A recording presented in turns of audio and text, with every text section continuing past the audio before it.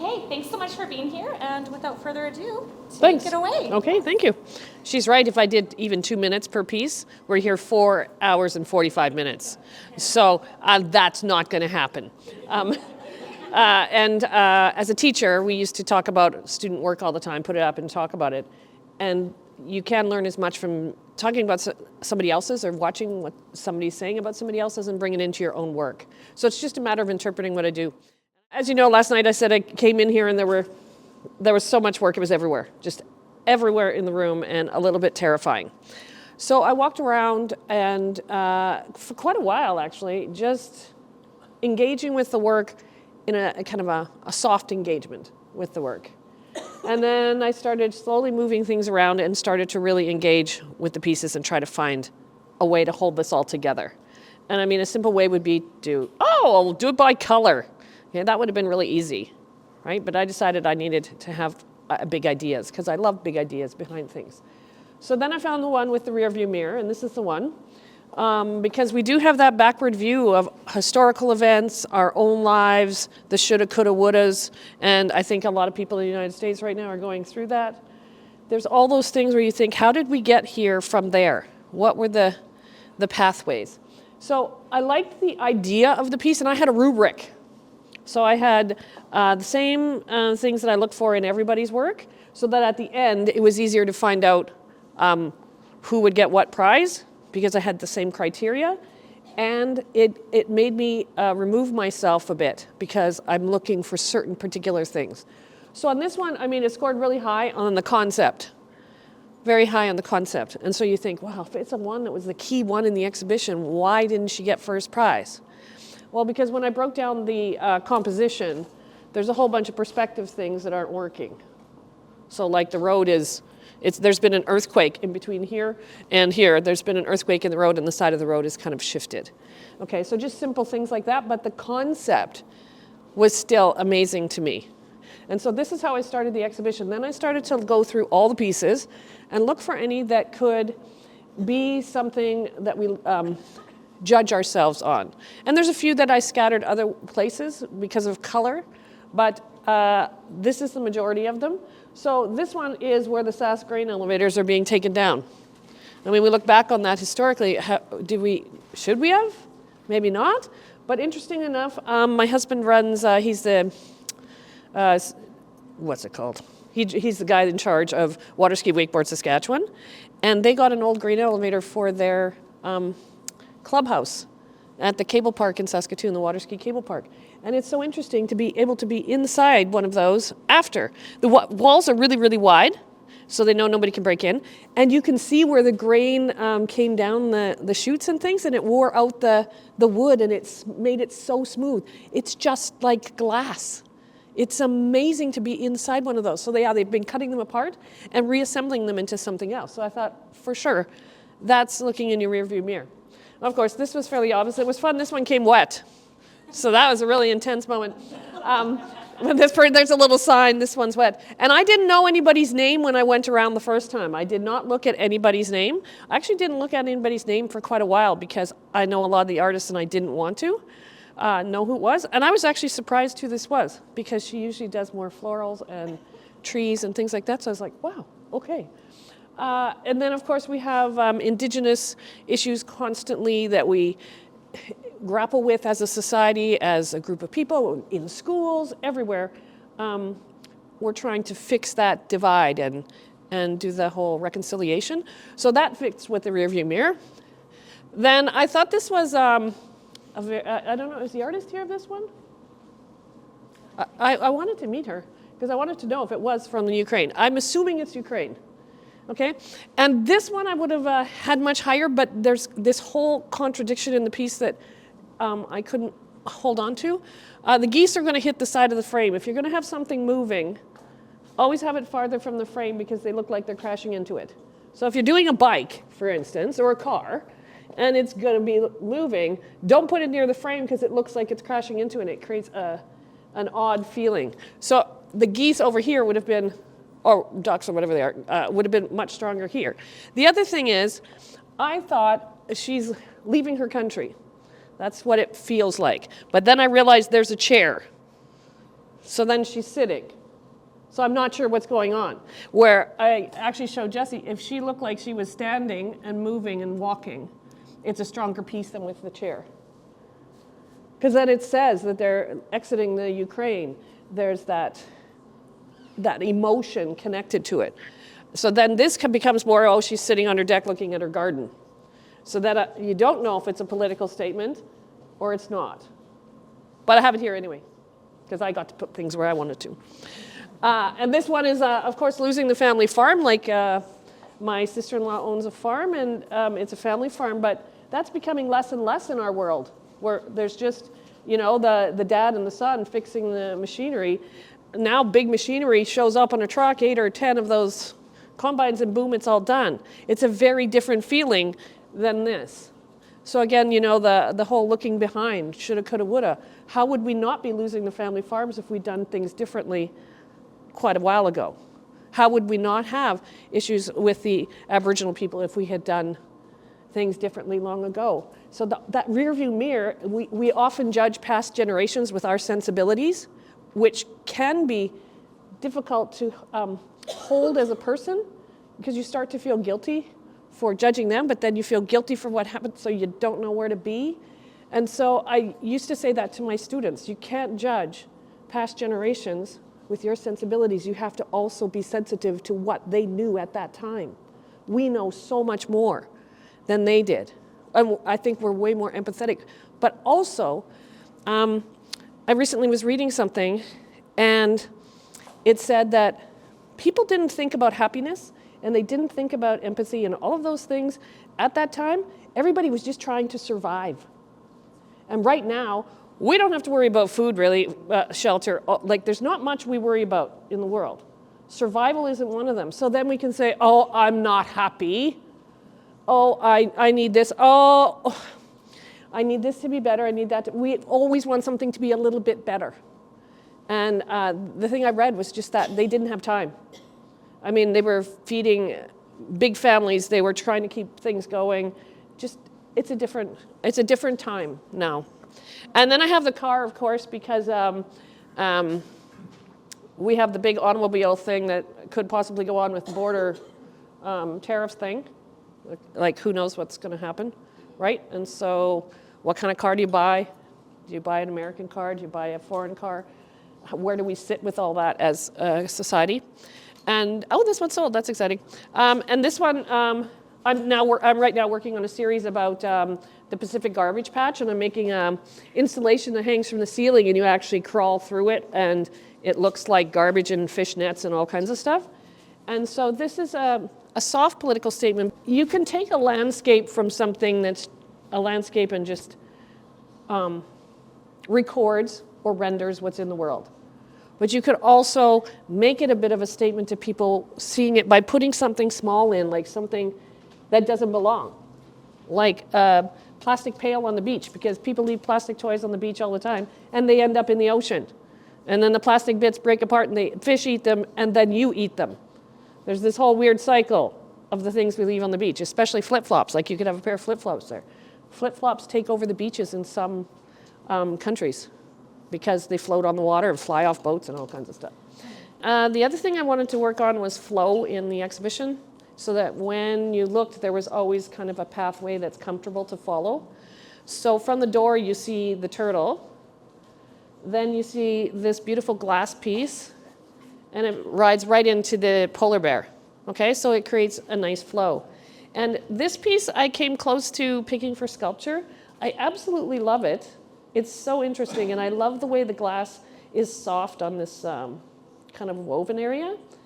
And sometimes, well, a lot of times in art, less is more. I believe if she had left some of these off or not had them at all, it would be a stronger piece. I know she was trying to show the bubbles in the water and those kinds of things, but sometimes you need to let the viewer finish the story. If you put everything there, you could take a photo. Like, a photo will record that. You need to leave some for the viewer to go, oh, I know, that's whatever. And they put it together in their head. This was the landscape one, I believe it was landscape that I picked. because this person worked with blue and orange. If you know anything about the color wheel, that's hard, okay? Because what happens when you add blue to orange, you get a really ugly brown, like really ugly. And this person, this is Ulrich, worked with pastel. Okay, now pastel and orange and blue, doing that is just crazy town. Like, wow, it's really hard. It's really hard to do those two colors with paint, with pastel, in ink. There's this fine line where, oh, it looks good. Oh, it's muddy and bad. Or, oh, it looks good. Oh, it's muddy and so gray. But those colors work so well together to make shadow. In my artwork, I rarely use black. I don't use black because it's so strong. I use colors opposite on the color wheel. If I want to make a dark yellow, I use purple. If I want to make a dark green, I use red. Black is just a kind of a non-thing. Even my butterflies that have black aren't black. They have blues and browns to make the darker colors.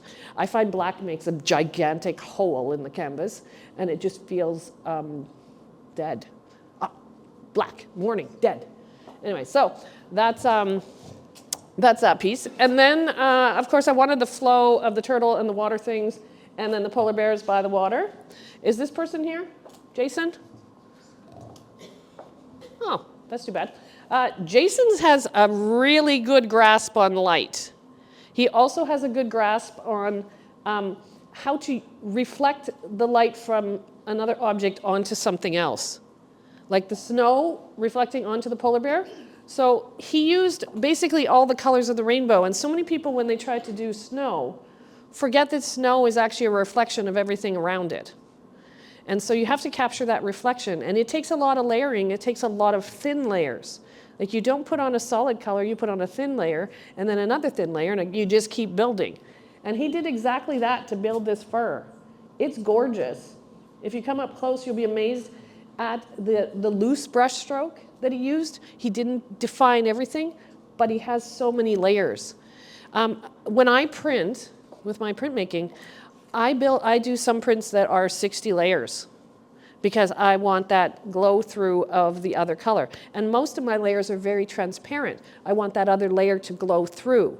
So instead of making something super thick, this person uses a different style. So this person puts it on really thick, but could have done layers and layers in this loose style to make it more interesting for the viewer. Sometimes I used to paint a lot, and I know there's the point where you're just like, I just want to finish this. I'm going to just finish this right now because I'm done. I don't want to do this anymore. And you're tired of the piece. It's better to put it away and start on something new than rush the one you're doing. When I painted, I had 10 or 12 going at a time so that I didn't do that rush. I always felt it was a fresh moment when I got to my studio. And I do the same with my printmaking. I have many prints going at the same time so that I'm completely focused when I'm on that one, not going, I just want to get this done. And it's very exciting too then because sometimes, I don't know if it happens to you, but standing in front of a blank piece of paper or a blank canvas is like, whoa, I have to fill this in? What? It's easier if you have the crossover piece. It's like the crossover cat. You know how when your cat's going to die and some people get the little baby cat just before the other cat's going to die, so they have the crossover cat? Do you know about a crossover cat? Put your hand up if you know about the crossover cat. Am I the only human that knows this? Okay, so you got the crossover cat. You need the crossover painting, or you need the crossover sculpture. You need to have the crossover one. So start that rhythm so that you get it. And also, if you haven't been in your studio for a long time because you went to, I don't know, the Bahamas to be warm, so you weren't here, and you come back, don't jump right into that one you were working on. Clean your brushes, sort your paper, sharpen your pencils, clean the sink, be in your studio, but take a while to readjust to being there so that your body and your mind gets back into where you were. Every time I try to jump into it right when I get home, it fails. So I do that. I clean my squeegees, I do everything, and then I might do some little drawings that have nothing to do with what I'm going to do. Then when I'm ready, when I feel I'm ready, I go. It's just like an athlete. Like they don't just do, walk up to the racetrack and go, yeah, I'm going. Okay, they do stretching, warm-ups, they do mental visualizations, which I do a lot of in my art. I hope all of you do. I plan it all in my brain, lots and lots. That's all I ever do. Like, I'm always thinking. I also play games with my brain to make my brain work in new ways, and it's called synectics. And so I pretend things. So I'll pretend this is not a microphone. Okay, and I'll talk about it in my head, and I'll go, this is not a microphone. This is a special thing for sorting seeds into your garden, and each one of those little holes puts a different seed, and all you have to do is you hold it like this down the row, and you don't have to bend over, and they all go in the right place, okay? And then I pretend I'm another person. That is not a seed sorter. Are you kidding me? That's a special cheese grater that makes them curly. And they're the new fad in Paris. You have to have the curly cheese coming off this special device. Okay? I'll be sitting at a stoplight and play this with myself in my brain. So people go, how do you come up with your ideas? Well, because I train my brain to think that way. I don't just go through life and do the same thing all the time. I will take different pathways. I'm driving a different direction home. I'm not going the 2-lane because I did that yesterday. I'm going to go the other way. And so my brain sees new things, feels new things, and those synapses stay open. If you don't use all your synapses and build cheese graters that make curly ones, what are you going to do when you go to the studio? Okay, and then I tried to kind of merge this with landscape pieces. And very interesting, the water lilies. It's a photo, and I think he intentionally blurred it. And I found that very interesting. I do want to talk about framing. You don't need fancy frames. His is very ornate. A lot of times you take away from your art if you put the really fancy ornate thing on it. I mean, unless you're in the Louvre, and then some of them are, 1.5 feet wide, which is crazy on these amazingly huge things. But I, myself, I don't even like to sign my prints underneath because I worked so hard at the composition in my brain. I'm not going to sacrifice it by putting on a frame or signing my name huge in the corner. Or in printmaking, you actually put it underneath, which even makes me crazier. I like the work to speak for itself. So that's just me. I love this photo too, and this was kind of a blue wall, and both the photos on this wall, this is of bed sheets. And I have this thing about marks of the day. And when you wear clothes at the end of the day, you know how your skin sometimes has some marks? Like you have your belt mark or whatever? There's marks of the day that you leave all the way through your day. One of the marks of the day, if you don't make your bed, that's very interesting, is how your sheets lay. And I saw this one, I was like, okay, that's so funny. Because I stay in hotels all over the world, and I will often take pictures of how the sheets looked when I got out of bed. Because the folds of the sheets are amazing. No, tomorrow morning when you get up, you're going to get up. Or maybe have a nap this afternoon, because this is going to be long, you're going to be tired. Okay, so after you get up after your nap, you pull the sheets back and you go, look at the shadows. There's some that are so dark, and then there's the highlights, and the way some of them there's this curve that they will do that's just gorgeous. And I bought a book on curves, and the natural curves that happen in the world are the most beautiful ones. Fashion designers keep trying to replicate them on shoes and things like that, but the natural curves in the world are really hard to replicate with an object. So I just find sheets fascinating. Anyway, the only thing is that I'm not sure how they printed this. It says photo, but I think it was printed on a laser. Is this person here? Oh, how did you print this? I took it into Dawn's in Saskatchewan. Okay, because next time I would probably try to, it's called something called curves on your photo. You do Photoshop? Use curves. Oh, okay. No, I'm talking so you didn't alter the photo? Okay. It would be interesting to try to alter it using curves to see if you could get some of these to be really dark. And I don't know what your lighting was like, but it's something to play with that light and dark in there. Or do it like, take it with an old style camera and have them actually, print it from a negative. Would be cool. Very, very good concept. And I love this one as well. Okay, because this person noticed this cloud. Is this person here? obviously went, holy cow, that's cool, and had their camera and ran out and did it. There's those moments, like I said, that mentations. This person said, I need to record this. This is serious business. That's awesome. Seize those moments. Be really aware of your environment. The stuff I see when I'm traveling or doing anything, my husband's like, what? You noticed that? Yeah, I noticed that. You need to notice things, and not because every one of them is going to go in your work, but because the color might influence you. Like that girl's braid, whoever she is. The colors in there were fascinating for me. So those colors are now in my head. I'm not going to use them to probably make a braid, but the color was fascinating. You need to record those in your brain and carry them around with you so that it's like, oh, I could use that. And investigate how colors are made. Don't always use the color from the tube. Okay. Learn how to mix red with green to get a really great green. Learn how to mix purple with green to get a good green. The color, I know that as painters, I'm a printmaker. So you go to the store to buy ink. There's 7 colors in black and white. It's pretty basic. Printmakers don't have a lot of choice. So I've become a color nerd because I want my colors to be perfect. As a painter, you can go in and there's probably 12 blues, just blues. Be careful not to buy the exact color and say, I'm going to use this exact color. Own the color. Make the color your own. Like, give birth to the color that you put on your canvas. Don't just squeeze out of the tube and put it on. Does that make sense? Okay. Then, as curatorial thing, I decided to, because this one was lower, and I wanted the little people when they come to the exhibition to really see the stitch work. Kids don't notice those little things. So if the education person, Lana, brings kids in on a tour, she can go, look at the zigzag stitch on that. Isn't that amazing?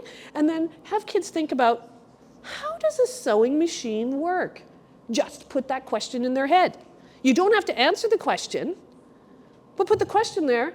So then they go home and they find it on YouTube video. And there's this one guy that makes a sewing machine that's as big as him, a needle that goes through, and he shows it on a demonstration. It's very cool that he shows how the thread goes in and the bobbin goes and all that stuff goes.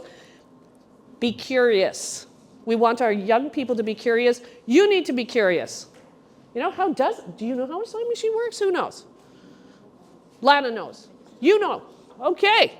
Well, go home and check it out. There's some good videos.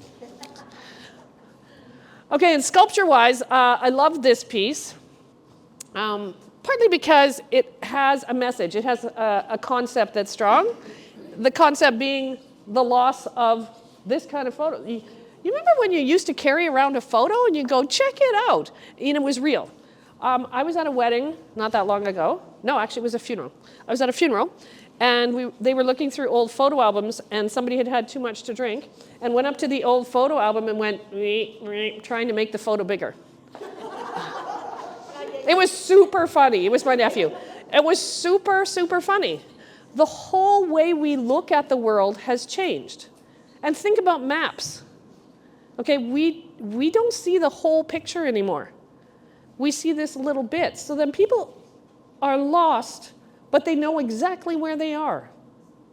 It's very interesting because if you're in a city you don't know, and you haven't looked at it on the big map, you see this little bit, so you know exactly where you are, but you're lost because if somebody said, I need to get to wherever, you have no idea where you are. That's terrifying to me. So I have these visual maps of cities in my head. And that's another thing I assign to you. Next time you go somewhere, memorize the map, big scale. Before you go, really look at it. So that when you have that small bit, you understand the bits that are influencing that small bit. So this is another disappearing thing, is looking at photos this way. Kids don't understand this. And I just recently printed out a whole bunch of new photos to put on our fridge. But people don't have many photos in their fridge anymore. You remember you'd go to somebody's house and you go, oh, cool, that was you at the beach, wow. Mm-hmm. And you'd see all their stuff, right? And you go, bad bathing suit. No, but you know what I mean? You would look at their photos on their fridge and you'd know the timeline of their past 6 months. You'd be like, okay. Oh, and you go, weird fridge magnet, okay. But you would know their life. Now, we've lost that. But we've also lost the stuff that happened at this time where people just stopped in at your house. They didn't message 65 times to say, I'm going to come over at about 3. I'm on my way. Oh, traffic, I'm going to be 10 minutes late. Oh, just about there. Somebody's parked in your driveway. Where should I park? And then they park, and then they get just about to your house, and they haven't rung your doorbell yet. I'm on the driveway. What is wrong with the world? Okay, like people used to just knock on the door and answer it. Kid you not, I was in Paris at my daughter's apartment. Somebody rang her buzzer, and she freaked out because nobody was supposed to be coming. So it can't be a real person. They probably just want to break in the building. It can't be. And some people push my button because I'm the first button on the thing. They probably just aren't real. And she like peeks out the door. I thought, what is wrong with our world? It was so exciting when somebody used to just show up at your house, right? And you would show them photos. And you'd flip through photos, right? And you'd have those ones that were completely blurry because you couldn't erase it and try again, right? Remember those days? So yeah, I have this thing that I send, I'm trying to declutter my home. So weekly I send a letter to my daughter in Paris on an old photo. And sometimes I send the really blurry ones just to go, isn't this hilarious? And I kept this. Anyway, so it's nice to have somebody record it in art. It was difficult to decide how to hang it, but I love that we see it from both sides. And I talked to the artist last night. She can't be here today. And I said, what happened here? And she's like, well, I was in a hurry, and it was the last day, and I had to do my thing, and I found this, and she gave me this whole story. Okay, so I told her, think about this and find a way to solve it. So I guess you can't bend this much more than this. So we discussed possibly bringing it and doing softer curves. We discussed a few different things. Also the fine finishing of something, like here. Again, she said she has a business or something. She says, I'm doing my business, and I was doing this and that. And I said, well, you should have started sooner. So anyway, she didn't refine and make it fit exactly. And those little things do count. But I love how it's viewable from both sides. It's a great concept, right? So very fun piece. Yeah. And my exhibition right now in Kelowna, part of the exhibition is the shadows on the wall, because I have thousands of paper butterflies on the roof, and it creates a shadow on the wall and on the piece of the floor, because people actually walk on my art there. So you have to sometimes think in sculptures how it's going to affect the things around it. And that's why as a curator too, you have to think about how the shadows of one or the color of one is going to affect somebody else. Okay, then I had this humongous spider. How exciting. Okay, the spider is just so awesome. So I knew that I didn't want the spider to be floating in the middle of nowhere. I wanted to give it, how spiders, you go to that corner in your house and it's like, they're there, right? If you don't have a cat or a crossover cat. If you have a crossover cat, you probably have no spiders. Okay, so I wanted to give it a little bit of a home. And it made me think about how we dismiss spiders as always bad, and we think we're saving them by putting them outside. And I don't know if you know, but I know a lot about insects for some stupid reason. There are indoor spiders, and if you put them outdoors, you kill them. Yeah, and there are outdoor spiders that if you bring them in the house, you kill them. So if they're in your house, they're probably an indoor house spider. So if you're going to put it outside, you're killing it anyway, so just step on it. I don't know. Just an odd tidbit. I have this stuff in my head. Like, I researched the weirdest things. Okay, so then to make the spider kind of anchored, I put a lot of the sky pictures underneath, things dealing with sky. And I love this one with the buildings. So I love that the buildings are falling over. Because really, right now, the whole world is kind of falling over. Nothing's that's the world right now. Broken, kind of. Right? And I just love that they didn't try to make it perfect. They didn't care. You don't have to make everything precious, and you don't have to make everything perfect. You can have things be a little bit iffy, a little bit off balance. It's okay. So I think the spider's great. More sky ones over here, and I just found, this is the one, right? Where's that person? Is this her? Yeah, okay. I'm going to speak to this one because she's 90 and it's her first encaustic. I hope at 90 I'm trying something new. Maybe not skydiving or anything physical, but you never know what I could try. No, her friend tried it. So encaustic is terrifying to me. Like, this is a hard medium to figure out and a hard medium to manipulate, right? So for being her first encaustic, I think pretty good. I can recognize a tree, I can recognize a stump, and she tried to make the snow have colors. I mean, that's pretty awesome for 90. I'll remember this moment when I'm 90.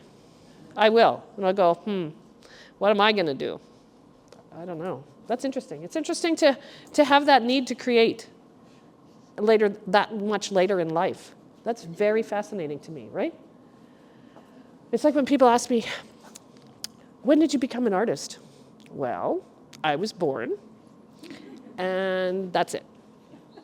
I was just it. You know? I'm like Lady Gaga, born this way. You know? So I can't not. Okay? And I don't know if all of you know the history of me. I'm only an artist because I lost a bet to my husband. Like, I'm only exhibiting. I guess I was always an artist. I'm only exhibiting. Because he said, the art is piling up in our house. This is insane. What are you doing? Like, it's everywhere. It was in hallways. It was stacked. It was stacked. And I would paint big because I loved it. And he said, okay, there's this art show called Gardenscape in Saskatoon. They don't jury it. If you take your art, they put it in. But if somebody buys it, you have to approach 3 galleries. I'm like, are you kidding me? I can win this. No problem. And he said, if you win, I'll never bother you again. You can buy as many art supplies as you want.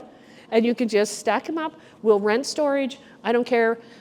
But if I win and somebody buys one, you have to approach 3 galleries. I'm like, I'll still win that because then the galleries won't show me and it's all good. Okay, so I take them to Gardenscape. Weekends over, I'm supposed to go pick them up, and I go, and I took 3, and there's only 2. So I'm like to the lady, you don't understand. I need that piece back. You can't have sold it. Who did you sell it to? And she's like, I won't tell you. You can't, it's privacy. I'm like, what? I need the person's name. I really, really need the person's name. And I'm getting really upset, and she's like, what's the problem? I said, this is going to change my life. Okay, so I leave with my 2 paintings, and I'm thinking, should I just not go home ever?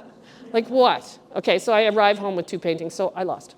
Okay, so then I approached 2 galleries, and one gallery said yes, another one said no, and then the other one was the director of the Mann Art Gallery was putting together some exhibition. No, he just wanted to visit people's studios. He would visit studios. I'm like, does this count? My husband says, yeah, it counts.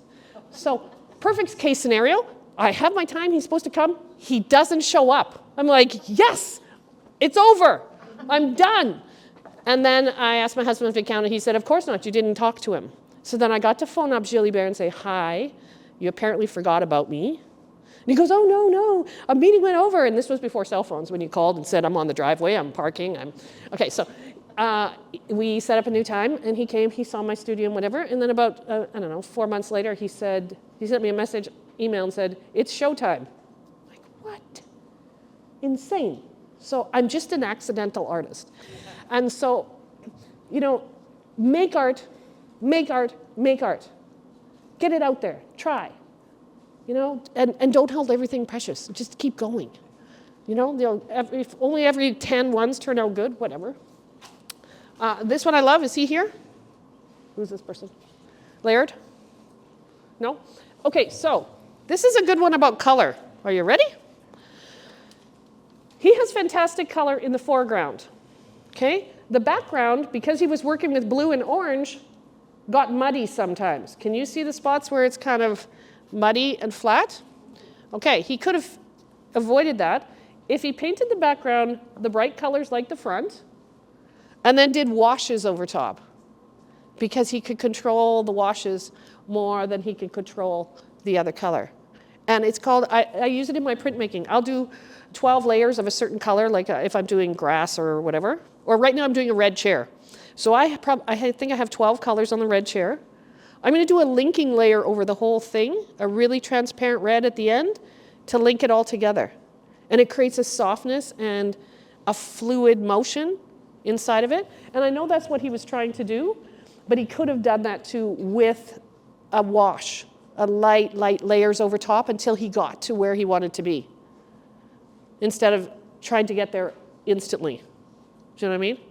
He could also have scubbled it a bit more, scrubbed it, where you wear out your brush and you think, I paid $40 for this thing, right? And you scrub it down to nothing, and then it's in the perfect condition and you want it to stay there forever, and then it completely wears out and you have to break in a new one. Isn't that terrible? Put up your hand if you've experienced that.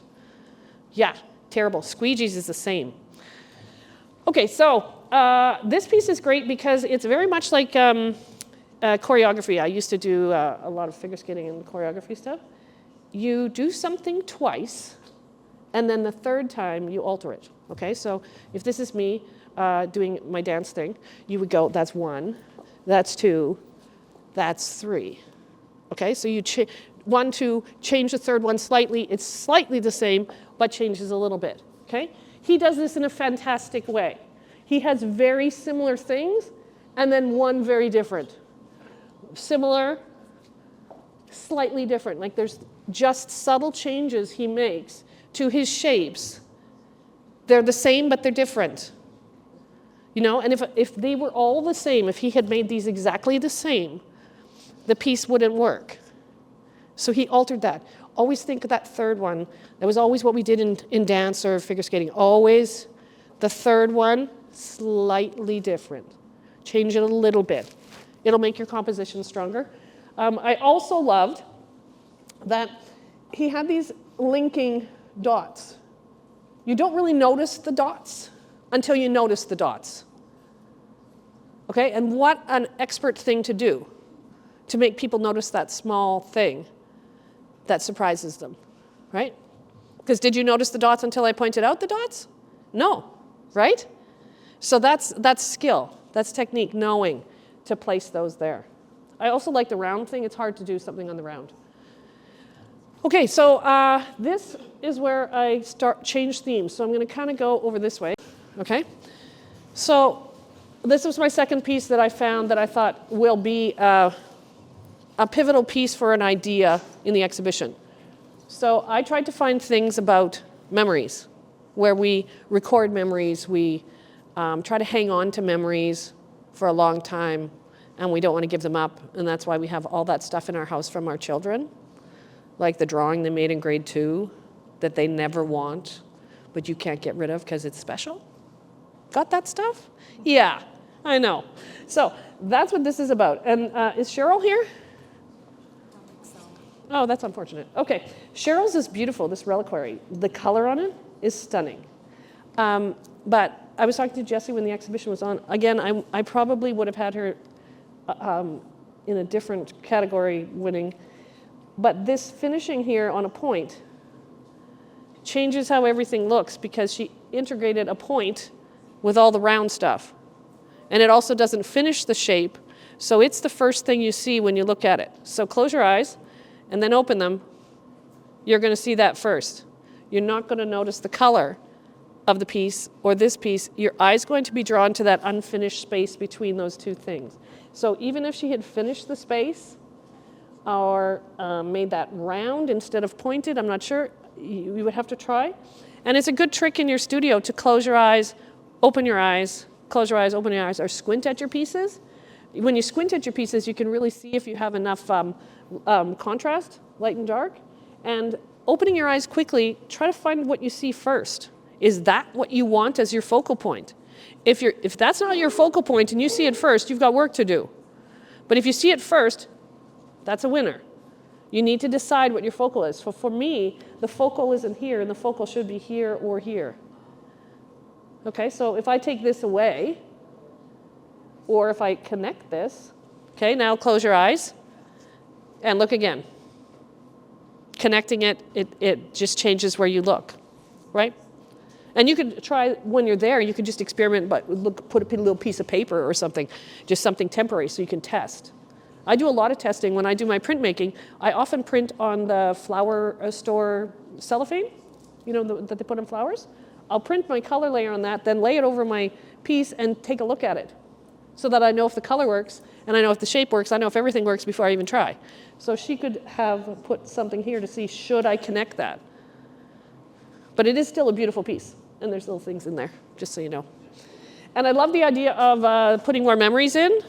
I pretend to my husband sometimes when he tries to tell me something new that I do not want to know because my brain is pretty full. There are some things I do want to know. I pretend to iron it out. Don't tell me because I'm going to get rid of it right away because I want lots of room for other things. Because he'll tell me something and it's like, I don't care about that. But this one's also beautiful. If you check the inside and the outside, there's a great contrast. This reminds me, it's in the memory section because this is like a really old vessel you've dug up from underneath the ground, right? Like it's gorgeous. I don't know how he lifts it, or she. I don't know how he lifts it, but fantastic, right? Just gorgeous. And that comes to this picture here too. Make sure you look inside the picture. The inside of this vessel is as taken care of as the outside. It's the same. And sometimes the unseen on a piece of work is as important as the seen, just in life. The same in life. There's so much that's unseen in our world that's just as important as the seen. You know, we have to think about what do we do in our unseen time away from people that we wouldn't do with people there? What is different? What is hidden from us in the media? What do our children hide from us? The unseen can alter a life completely. The things that go on that you don't know about. I mean, I grew up in a home where I didn't know all homes were as crazy as mine. So I thought that was normal, right? It was the unseen, but I didn't know until I went to somewhere where I could see. And I went, oh, okay. So think about that. And also the bottom of vessels. I have a whole series of pottery stuff that I made, and the bottom is the exciting part, and nobody sees it. This one's interesting. This is Greg. Where's Greg? He's not here. He used spray paint. So this is a decal thing, I think. So this fit in with memories really well because memories are like when you go into that box and you take pictures and you get one printed out like real. You know, and you can carry it around. You can put it in your wallet and see it. That whole tangible thing is so good. So I like that was there. And then I might as well skip over to these. These were placed together more as an aesthetic. And is somebody here that made the fruit bowl? I think that's a fantastic fruit bowl. Like, it's a really cool shape. And usually fruit bowls are much thinner steel or wire, like they're softer. I like the whole, this is a fruit basket. It's not, this is a fruit basket. It's like, this is a fruit basket. And I have a statement with my fruit basket. I love it. And then this one I fell in love with from the beginning, so I bought it. And so now I have to redesign a shelf thing at my house because I can't fit it.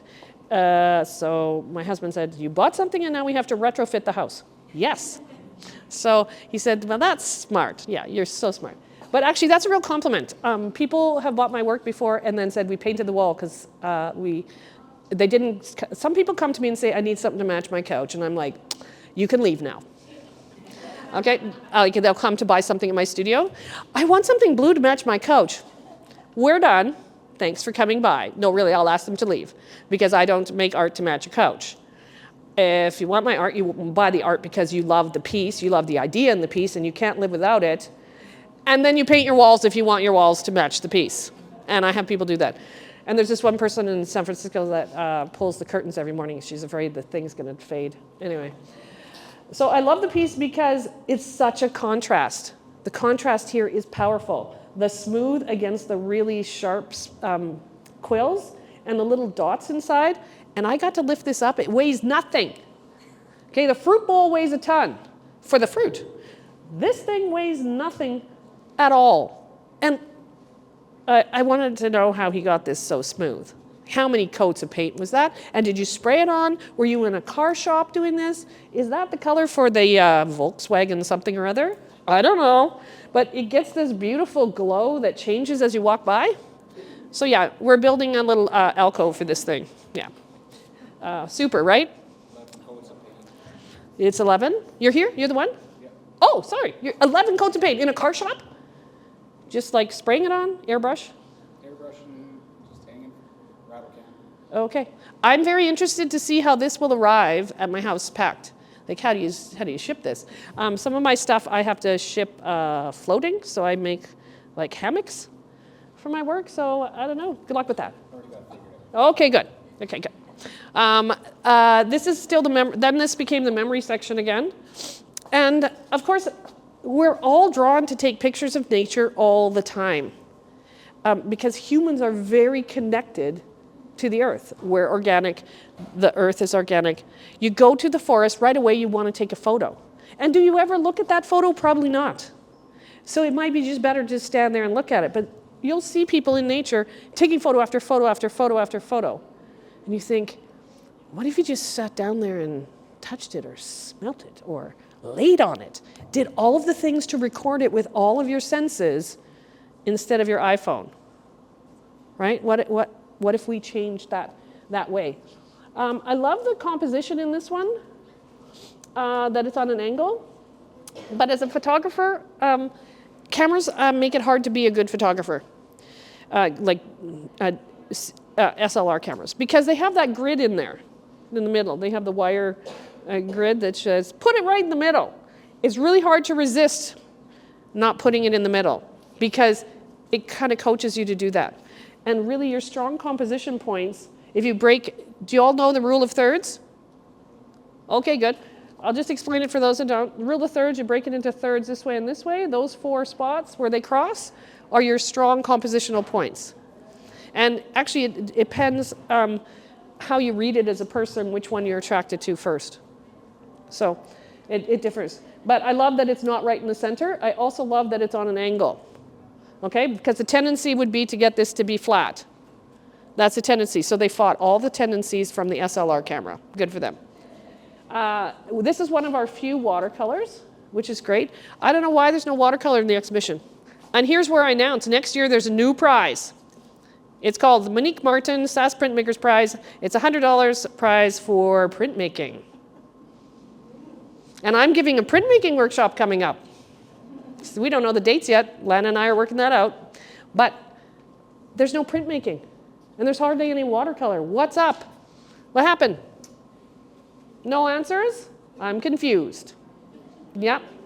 And actually we're also too, the one challenge in curating this, or not curating, but giving the prizes, is that I wasn't always sure of the category people were in. There has to be, I talked to Jesse about this, that when you register, you're going to have to decide, I'm watercolor, or I'm mixed media, or you need to make your choice. Because we were having to figure out, because is watercolor batik watercolor? Not really, but sort of, because it also uses wax. So is it watercolor? So then you have the whole question of where does it belong, right? This one, this is a young girl, and actually she showed at my photography gallery a while ago. I run a gallery in Saskatoon that shows just photos and printmaking. Well, actually, we're taking a year hiatus because there's a lot going on. But I loved how she pixelated the piece, and then she took the pixelations into a weaving across both pieces. Very interesting. One thing she should have done, though, I can see now, is tested in her studio that she needed 4 more magnets. And also, I'm a bit of a nerd when it comes to installing my work. Why I'm still freaking about the little misalignment in Kelowna. Little things make a difference. The magnet has the little red dot on it from the store. I did say to someone, you should have, if you could have cut it with a sharper X-Acto. Yeah, so this is a great concept. So build on that. It's really good. Just somehow refine this. I don't know if you could just maybe have a second photo and you put it through one of those old paper cutters. You know those ones? Yeah. I've used those to do weaving of paper. And then you have like print that twice, and then just use it as the in-between. So I keep going on with the memories. You've got the campfire memories, and this one here with the collage of all kinds of graphics, like the McDonald's kids meal. Love it. How many memories do we have of the McDonald's kid meals? Come on. Those little kid toys, and we all collected them like they were gold, and then they're a pile of junk when they're 16, right? So there's all kinds of neat stuff in there. There is reference to Liechtenstein. And when you do reference another artist that's quite well-known or very well-known, you need to be aware of that because it affects how people see the work. Like with the Campbell's soup can, I talked to him last night. You have to be careful of that. You have to really make it your own to carry it. Otherwise, it just looks like, oh, you just copied. And I talked to him last night, like he could have made maybe Campbell's soup, say Campbell's memories of whatever, and changed the title of the can of soup or something. It's so eloquently done. It's painted with coffee. And it's so good, it's so well done. But it's still an Andy Warhol to me, and always will be. You know, he kind of stole the soup can from anyone else, right? It's his, he owns it. So these continue to be memories. We've got travel memories. We've got memories on the prairies that start to fall over, those buildings that slowly collapse. Those are all those memories we collect. The corner buildings that are great. Buildings are always hard to get right, like exactly perspective-wise. So is the human face. Because we know them so well, we're always visually critical of a portrait or buildings because we know exactly how they should look. So if you're taking that on, you have to either decide to make it loose or exact, because people know when it's off. If you're going to be off on the perspective, be way off, like the person over there, so then we know that you did it intentionally. Whereas if it's off, the people, there exists this question inside their head. And this beautiful, I don't know how he carved this. This is like the people that put boats in bottles. Like, really? You got that in there? Hello. So this is amazing how he carved these fish into this tree. The only thing I can say about this is I would have liked the outside of the tree to not affect how I see the fish. I would have picked a less shape-oriented tree, more straight, so that the fish are the focus. Because if you do the close your eyes, open your eyes thing, you see the outside first. You see the shape.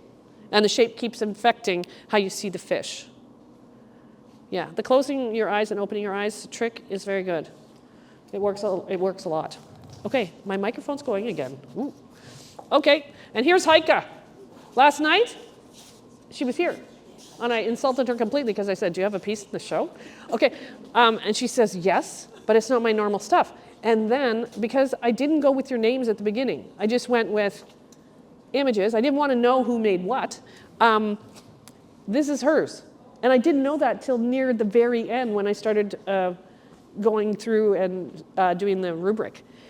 So it wasn't registered in my brain. But it's a total departure for her. And I knew the exact piece. I could describe it to her once. She said, and she made a flat one. I'm like, oh, I know which one. So it's a great piece. And I love this texture that she put over top. And you can think about that in paintings, too. You can put things over top of a painting. You can put thread on. You can glue stuff on. You know, be adventurous sometimes. Every week, well, here's my schedule in my studio, if I'm home a whole week, which hasn't happened in a long time. Wednesday afternoons is paperwork day. I hate that day.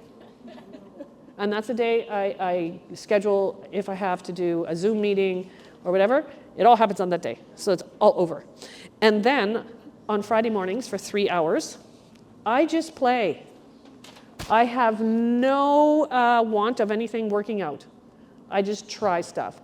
So I do things like I take a shape of a fishnet, I put it on my exposure unit and see what happens. And it's amazing. And I take some other stuff and put it on my exposure unit. Or like we're going to do with Lana here for the workshop in printmaking, I take a whole bunch of different shapes and put them on screens and then print them like crazy all different directions on paper that does not matter, so that I'm not tempted to think it's a real piece of art. That's key. Don't always think what you did is a piece of art. Sometimes what you did was just a process. There's a process, there's learning, and then there's a piece of art. Not everything you do over here in process is special. And my husband was terrible at this, and I'm glad he no longer has a real job. He works at home. But when I would do these practice things, he would like some of them. And then I would have a once-a-year burning, which I do. I like it's gone, or I shred it, or whatever. But he would take them to his office and hang them on the wall. And I never went to his office. And if I did, I'd go, oh my. And I'd be taking the things down, putting them in the shredder, because some of them are just like they're experiments, they're process. You really need to nurture the process of seeing and trying new colors, trying new shapes. Don't always say, I paint landscape. Well, how about one day you just try and paint a picture of your foot or your TV or whatever. So the stacking was hard to decide the stacking. And sometimes, you notice I put the larger one on the bottom, size-wise, but sometimes I stack them based on color. Now, as an artist, you also have to think about, if you have an exhibition, how do you want your work to look? You need to have those ideas in your head. And for me, when I'm building work, I need to know how it's going to travel. So my butterfly exhibition that I put up in Kelowna can go as my luggage. It fits all on a plane, 3 pieces of luggage. I only take a few clothes on the carry-on. The rest, it all fits. It's the right weight, it's the right size. But you have to think about that if you want your work to go other places. You have to figure that out beforehand. Don't go, I'm going to make something 65 feet long, but I don't know how I'm going to get it there. And interestingly enough, Laird, his came in pieces. So he came in really near the end, right? He was at the wire getting it in. It wasn't wet, though. Anyway, so he brought it in pieces and made the stretcher and connected it on. So you need to think about how things are going to get there. And you also need to think about your materials. I don't always use the best materials because sometimes I'm after a paper that's stiff, and sometimes I'm after a soft paper, and some of the stiff papers are not as good of a paper, but I use them for a reason. So, like, don't use the acrylics from the dollar store, because they're just not going to look the same years from now. And if you're using oil paints and you're using raw pigment, make sure you know how to mix it so that you're not having it fall off the canvas years from now. Those are all little things, because you never know. You could lose a bet, and then all of a sudden, you're showing all over Canada and other places. You could lose a bet. It could happen, right? It happened to me, so it's not impossible. Then I'm stacking pieces here again. This one has a wonderful texture. I do like the texture here, but I think if the texture could have, I don't know how to phrase this, if the texture could have been more isolated into the organic things and somehow had the house not be as textured, I think it would be stronger, but I'm not sure. That would have to be a play day. You'd have to try that on a play day. Make a house that's smooth, make a house that's got texture. Or maybe it doesn't have enough texture. I don't know. That's one of those things that I would play with on a Friday. I make a list of things I want to try on a Friday. I always try different things, experimenting. This is how I installed one of my exhibitions a while back. And I love this way because what happens is you come into the corner and you have this moment with the art where your peripheral vision is filled.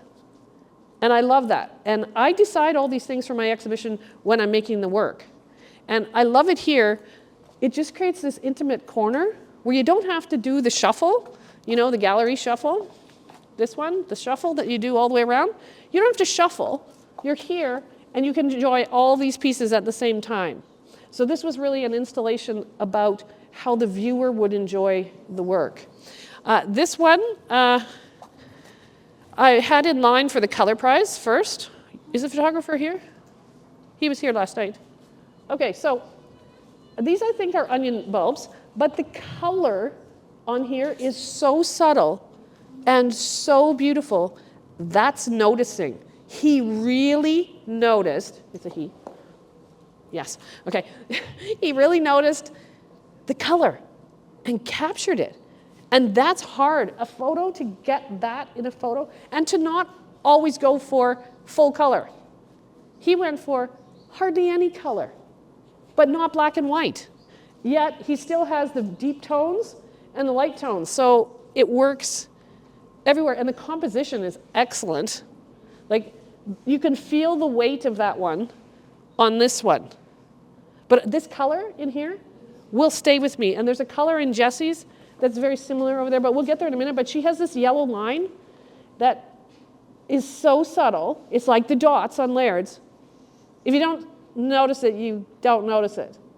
But if it's not there, you would know something's missing, but you don't know what's missing. And that's a lot of times where the play happens. If you're playing and you're playing with different colors, you'll go, oh, I could use this in a subtle way in my piece. But if you're not playing and you're always waiting for that precious finished piece, you never get to there. You just stop, and everything becomes very similar, and there's not a lot of growth. What other one here? Do I want to talk about? Oh, this one. Is this person here? Little bird person? Okay, this piece just missed it.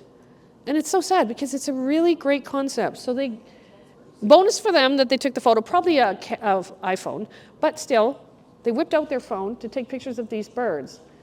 But sadly, the thing in focus is the water pitcher. Okay, so if they had focused on this bird or this little piece of food in this bird, or even that bird's tail, it would be a stronger piece. Because obviously the iPhone just automatically did that because it was closest. But you need to manipulate those things, you know, and really know why. You need to know why you're doing something, and you need to know how to do it properly. The why is so important. What's this person trying to say? I think last one to the feast. You know, not everybody has enough food. There's people scrounging for food every day. And this is really powerful for me. These birds are a symbol for me that we need to be more empathetic to those people that don't have food. We have so much food, like I said before. We're not worried about survival, but there are some individuals around us, close to us, that are. And this brought this to me. I mean, if you had this as a promotional image for people without food, it would be strong for people because they're picking at the scraps. So it just, for me, I would have, I just wanted it to be in focus. Like I just wanted to go, whee! And it's just not in focus, and it was hard. And while we're here, we have this piece on the floor. We discussed how to display this a lot because we put it on the plinths, and because of the size of it, it ended up with little white triangles on the side. So as soon as you saw it, you saw the white triangles. And then we tried it on a smaller plinth, and we tried it on just on the floor. And then I still wasn't quite content with it, and when I was away, they found a smaller little plinth to put under it. And now it's good because you see the shapes of the leaves. These are all plastic leaves that have been stitched to felt. And you can see the shape around it hitting the floor, whereas on a white plinth, you wouldn't have that. So it gives it that sculptural feel. There's also a beautiful brass little thing in the center. And I thought that the piece was a hanging piece. I thought that it was going to go to the roof, and I was really super excited. But then we realized it's not. But it could cross over into two realms. It could be. This concept would be great hanging from the roof, right? Really, and it would have complemented the one out there, which we're going to see last. But I loved that we worked through, as a curator, there's always the challenges of how am I going to make this visually appealing for the viewer, and how I'm going to show the work at its best. Like that's the job of a curator. I want to talk a little bit about abstract art, just because people are very critical and go, oh, well, a child could do that. And not really. It's super hard to work with color in this way. It's super hard to have the brush strokes or the mark making not be repetitive, and also the whole muddy thing. You can put too much color over top of another color and you end up with just yuck. It's a very fine line to get something this beautiful to happen with this energetic of a stroke. Okay, she used several different mediums. She has acrylic in here and pastel and something else. Just a minute. Oh, charcoal as well. So there's a chance that all those things could mix up together and just be awful. So it takes a lot of skill to get to this. So this one won the color award. She just took the side of a pastel at the end and did this. So you know that this person played with how mark making can happen. She has played with what does the side of a pastel look like if I push really hard? What does the side of a pastel look like if I push lightly? She knows how all of those marks occur. And for myself, sometimes when I'm doing mark making this way, I'll sharpen a pastel so I get the right line. You know, or I'll make one completely flat on the side to get the right feel. And there's beautiful little lines like this blue one here that's gorgeous, and there's another one blue here, but she covered it up slightly. There's just these small little bits that are super exciting to see, and they take a confidence. They take a real confidence to make that. So I was very, very impressed with this piece. And the colors are echoed also in the one next to it, where the person, is that person here? where the mark making is very quick, not quick, that's the wrong word, intense, I guess, intense, and very abrupt and there. Then over in this corner, I did the weird thing, and I'm going to lift this up. This is Ken. Is Ken here? So I put these on a plinth because I wanted them to kind of be more approachable and viewed from a different angle. Come take a look when you can at the detail in this one. It is multimedia, so he has pencil crayon and he has paint and whatever. But there's a real contrast between a solid shadow, the shadow's very defined, and then the pencil crayon on the inside is soft. There's just all this back and forth between the two things. It's gorgeous. And it didn't have to be big. Look how tiny this is. He knew what scale to make this. This wouldn't have worked really, really big. It would be very different. And that's one thing as an artist in your studio, making the decision on size is always a huge challenge. How big do you make it?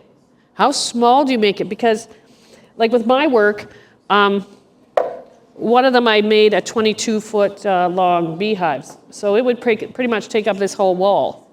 And it's a lino cut, or a wood cut. And it would take up this whole wall. That's the way to send a message about something. But you could also send a message by making something super small, like the little birch tree one on the other side of this wall, where the person has to actually come up to it and go, wow. Okay? There's those two kind of ways you can engage a viewer. You have to decide which one you want to do, which angle. And then this is the train one with the stitching. And it says train, but it doesn't say train. It slightly says train, and it brings you right into the piece. He also didn't make the threads. You can pull the thread taut and make it sit right on the fabric. Or you can leave the thread a little bit above and it makes a little shadow. He left the threads just a little bit above the cloth, and it makes these really tiny little shadows, just to emphasize it even more. It's just gorgeous. And these ones coming off the side, also very important. It's not perfectly square. You know, he could have just made it exact, and there's this one up here. There's a little loop-de-loo at the top. All those subtle details, but again, that comes from play. That comes from stitching a lot and knowing what the thread's going to do. And if you tie it too tight, it leaves no shadow. All those things. And again, I put it this way so it's a little more accessible. I also put the guitars this way on a plinth. Hopefully the person's not upset. Just so they were more approachable. You know, and in a different context. We're used to seeing a guitar hanging or sitting on a stand. You're not used to seeing a guitar this way, so it makes you go, huh. And as a curator, I want you to go, there's a guitar on the floor. What? Why is there a guitar on the floor? I want that question for the viewers. And then around here, I have kind of, I guess I did sort of a link to the spider with insects. So we have a bee-themed area back here. And this is grouped a bit by color because we have the oranges here. And then I wrap the oranges around to this side. And this is a political piece by Lorraine about Gaza. And it's really important when we do political pieces, or it's important to do political pieces so that we record the history through art. Art is a way of recording what happened in the world and in your world. So the people close to you are going to know what you recorded for your world. Artwork that goes into the public records what happened for the rest of the world. And recording those things is important. We know a lot of history about the world because of what the artwork that was made at that time in those different eras. So it makes people, I guess it gives people a sense of balance and holding on to the past in an interesting way, rather than reading a book. It's just a different way. This piece is phenomenal. If you haven't seen it, it's miniature. And you have to come really close. And what a fine motor skill to make this happen on a piece of birch bark. And this person must play a bit too, because birch bark wouldn't be the same every time you use it. So you would need to practice this skill before something would turn out. Because if you've ever tried to write on Ripley paper, it's not so easy. This person is writing on Ripley birch bark and it's a pen. Beautiful, beautiful. And then Over here, I tried to complement with Laird's a bit of the color scheme. Again, here's where, I think I would have framed this, is this artist here? I would have probably just framed this in a simple white or black frame instead of having another texture on the frame, because they have all kinds of texture in here and interesting details between, but there's another texture that's manufactured added to the piece. And personally, it's a personal thing, I like to just have the artwork speak for itself. Then I wrap around, and I have these two pieces. Jessie sold hers. Yay. Okay, so when the real curator is in the exhibition, it's kind of hard. She can't win, obviously. But she has an exquisite way of painting. You would never get tired of looking at this piece because of all the underpainting she's done. So there's several layers under each of these to create this depth she did with pastels. This is a huge skill. So she obviously plays, or she looks a lot at art, and which she does, other people's, to gather the information about color of what color to put underneath and what color to put over top, and put it over top gently. So she has pastels in here. It's oil pastels, right? Oil pastels, acrylic. This is beautiful how she draws these in and then paints over top and then draws in. And I can't get this one color out of my head, so it's going to appear in my work, I know. She has this little yellow line that if you don't notice, you don't know. But now that I pointed it out, you're all going to go, that's a scrumptious color, right? And she played it off this pastel-y pink ochre thing, and just the subtle lines that she puts in. It's again knowing when you're done, knowing how hard to press your pencil or whatever you're drawing with. But I can't emphasize enough playtime. Like the confidence that she drew those lines with after, because if she messes those up, you can't get them off. Like you'd have to repaint over and then try again, and pretty soon you got mud in a bad area. The confidence to paint over. To put the line and paint over, that takes a confidence.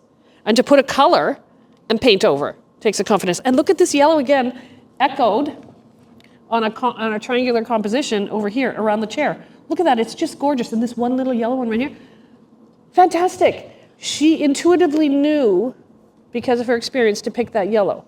This would be completely different if she'd done it in blue or green or whatever. But really great colors. So, I give her the, if I could give a second prize for color, but I can't. So, she wins as well. This piece is Corey here? No, I didn't see her. Okay, so I love this piece. I also love the color in this piece. This soft texture to make it kind of look like burlap is great. I found the composition difficult because everything's falling off the piece. I don't mind that the table is not like a perfect table. I would have had this line just anchor the table. I would have brought it out a little more. If you imagine, there. Oh, I'll do this with my microphone. So if you had an angle there, do you see how it changes the piece? And it anchors the table. Yeah. So when I painted canvas, I often painted them not stretched. I would staple them to the wall and then paint and stretch after, because then if I screwed up the composition, I could just move it over. I could change my stretch bar size, and then I wasn't stuck with a composition that didn't make me feel comfortable. Right? So this one, I love her use of the darks and the lights together, and I love that this little bit of light peeks out underneath. She's not so precious with everything. It has to be outlined perfectly. Like this shows, I'm okay with it being not perfect, and that's good. A very strong piece. But yeah, do you understand what I'm saying about the line now? Sometimes you have to hook it onto the side. Okay, and then we have some sculptures in the middle. I talked to the one artist about it last night. She specifically asked me about her piece. And I said, well, I loved one part of it. And she said, just one? And I said, I love this one right here that's bent in. They're stuck.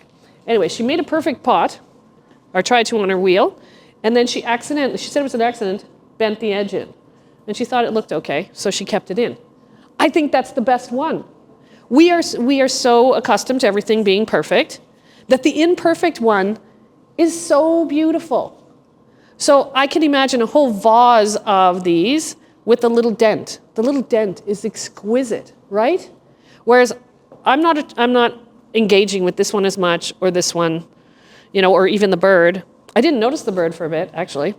But I noticed this one right away because it's different. And that's just a small thing. And she said, I was about to throw it in my scrap bin. And she says, I throw a lot of those in my scrap bin. I said, well, maybe you shouldn't. And she said, yeah. And then she agreed that, this is almost the same vessel, but not as interesting. Yeah. So, but the colors are exquisite. She has, and I also talked to her about the vessel on the bottom, because the vessel on the bottom doesn't speak to the things on the top. So even color-wise, and shape is, I don't know, it's almost a non-shape. So we talked about it. It's okay. She's okay with me saying this. So I talked to her, and I do run a sculpture gallery in Saskatchewan that's in Market Mall around the golf course. And we have exhibitions, and I don't charge any commission. Everybody gets to keep all their money. So I told her to try to make 8 of them and make them different, and we'll see if we can have an exhibition, because they're very interesting.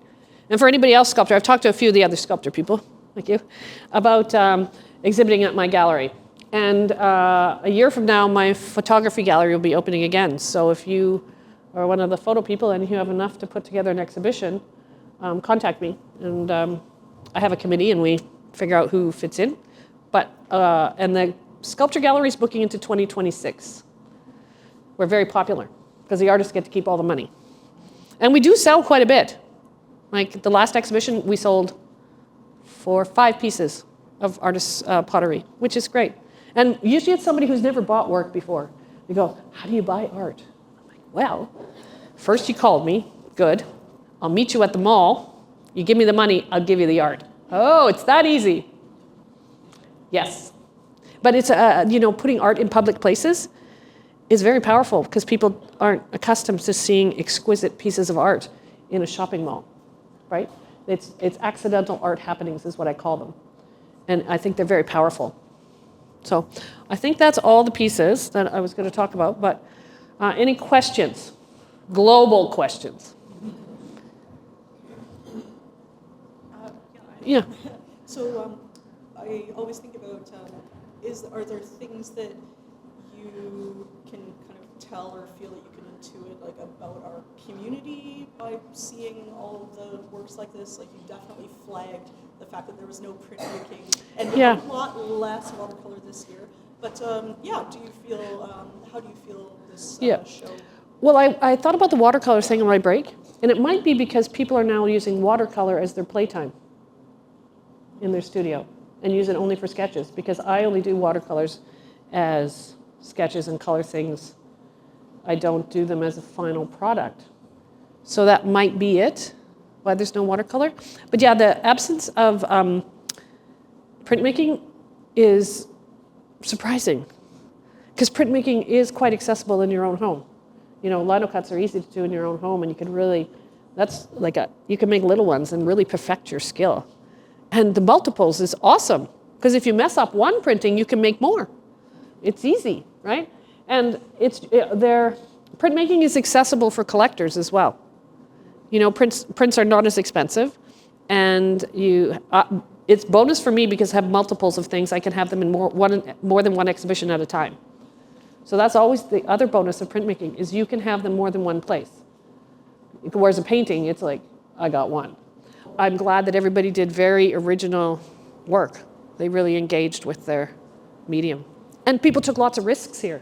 So that must mean that you have really great exhibitions for people to go, oh, art can be all these different things. It doesn't have to always fit a mold. So you're doing excellent education, obviously, with little people and the big people and all of it. Watercolor you can't experiment that much with watercolor. It's not a medium that you can. It has to be quite planned. Like, this layer has to be completely dry before you do this, and if you do it when it's wet, you do this, and all these things happen. So maybe people have wanted to engage more with experimentation, and other mediums allow that, right? Acrylic allows it way more. I would love to see more drawing, too. I would have loved to have each of you tell me about your piece before I curated the exhibition. I would love to have had little write-ups, like 3 sentences even, In 3 sentences, tell me about this piece, because that engages me in a different way. It lets me know what your intention was, because I come to your work with my understanding of my world, and your intention may be lost. Like, there's a woman laying in the water there that's made out of rocks. Missed it. I thought it was something else. So the intention is important, and making it clear is important. This is exquisite, of course. I mean, there's not much to say, but it's gorgeous. Is this person here? No, it's just gorgeous. So I created a little alcove here. This is one of our watercolors. And it's a little girl in the water looking at trees. And so we kind of connected. So I made this little alcove of nature. And then these I put here by Julie because they kind of mimic a lot of the shapes in the deer. And it just made sense. And then continuing the little nature thing, I came over with the beaver. Exquisite dots on this. This one taken forever. Who is this? Jennifer? Is she here? Like, wow. Okay, so this takes patience to put one dot on at a time and get them equal. If you've ever tried this, it's not easy. And tomorrow, no, Monday, I personally made a 120 square meter floor cloth for my exhibition, People Walk on It. I made the same size with students. Tomorrow, we have to do the centers of dandelions with little sticks on something 120 square meters tall. The goal is to make the circles all the same, the goal, and to not have bumps and ridges. And you know how when you push something down, it can squish out the side? Okay, it didn't happen here, but it's going to happen on Monday at the school. I know it. But the goal is to not have that happen, and it's hard. You think you look at some things and you think, well, they're just dots. No, they're not just dots. It takes a patience. This piece, wow. I love big stuff. And this is a great piece to have when people come in, right? It's just, boom. This is going to be good. It says, this is going to be good in here. Hold on, right? And this one, I didn't get to see up. I'm glad the roof is holding. So is Jessie. It's pretty heavy. It's, they're all little metal pieces drilled in and connected to, it's a piano stuff, connected to piano wire. I love pianos. I have a broken piano in my house that I took apart. And this is actually the story of taking it apart. My principal said, yes, you can have the old piano to make a sculpture out of. I'm like, yippee. So we go in the weekend. And I was at a fine art school, so we have lots of pianos. Okay? And so I'm halfway through taking apart a piano. We got the keyboard off, and we're taking stuff apart. And I said to my husband, I wonder if I have the right piano. And I go, oh my gosh, I think I have the wrong piano. So I call this was before cell phones, so I call my principal's house, and Deb answers the phone, and I tell her what's happening. She says, well, if it's the wrong one, you're just going to have to ask for forgiveness. She says, you might as well keep going now. It was the right piano. But I did a whole Nest series with pianos and all kinds of stuff. And pianos are a great medium. You know, they love it. Anyway, the whole idea of this is awesome. It's too bad I couldn't have seen it before, but it's a great place for it too. Then I'll tell you about this bench. He was here last night, and he asked me specifically about his piece. And I talked to him about contrasting shapes. He's got a rectangle and an ellipse. He's got the rectangle inside the ellipse. So there's no repetition of shape. And so the eye jumps around, and it's really hard to register the piece in your brain because of that. So I suggested to him, next time if he does another one, make an ellipse and put it on one side. Don't go all the way. Make it on this side because there's more wood showing there than here. And putting a rectangle inside, it's a conflict of shape. Kind of like when I told you I put the felt leaves, I didn't want them on a plinth because the triangle stuck out on the side and affected how you viewed the piece. That's the same as here. The little pieces on the side are changing how you see the piece of art, the actual image inside the art. I guess the only thing I added was I had concept. And for me, concept's huge. And so that was the first one I marked on. And then you have form, shape, color, value, whatever, the basic art, design, whatever. I had them all, and they were scored out of 10. I put them into a real grid, like Excel. I did an Excel. I know, right? So proud of myself. And like all the numbers added up over here. So I put them all in, And then boom, add it up, and I knew who won right away. And I didn't have to go back. And I felt very confident because I had evaluated each piece that way. It didn't take long once I knew the pieces, because I spent time moving the pieces around, getting to know the pieces. And then I took a chair and sat in front of each one and moved around the spaces. Once there was only just a few not up. The ones in the corner were laying on the floor. But I still sat beside them and could score quite quickly. And yeah, so take the basics of art every time you make a piece and go, do I have this? Do I have this? Do I have this? The hardest one, I think, is value.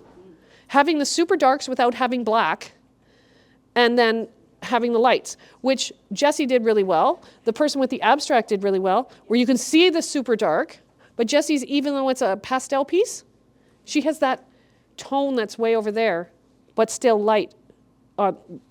It just works. So it was easy, you know. If I hadn't had a rubric, I don't know how I would have done it. The only challenge for me was not knowing some of the categories where people wanted to be in, because then we shifted them to, like we had the watercolor boutique thing, and we had a couple other ones we were confused about. So other than that once I got to the rubric, it was fairly easy. For me, the harder part was finding the concepts I thought were strong enough to hold the exhibition together, and then putting them in those places, like the spider place, and then we have kind of the orangey bee place, and then we have the wall, and all the spots was harder for me.